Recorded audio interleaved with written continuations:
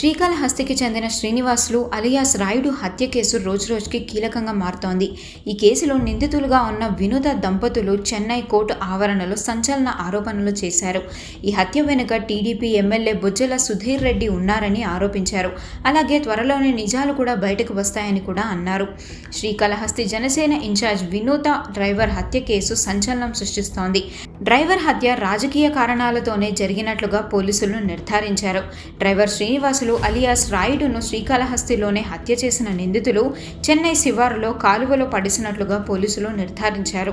ఈ హత్య కేసులో జనసేన నాయకురాలు వినూత, ఆమె భర్త చంద్రబాబు, గోపి శివకుమార్, షేక్ దాసన్లను అరెస్ట్ చేశామని తెలిపారు పోలీసులు.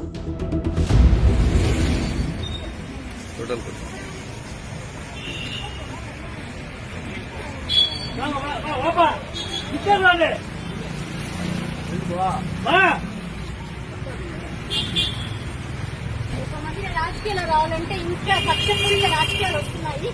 నిజ నిజాలు బయట వస్తాయి. ఖచ్చితంగా నిజ నిజాలు బయట వస్తాయి. ఎవరమ్మ కారణం ఉన్నారు వెనకాల ఉన్నారు కొందరు తెలుస్తున్నారు.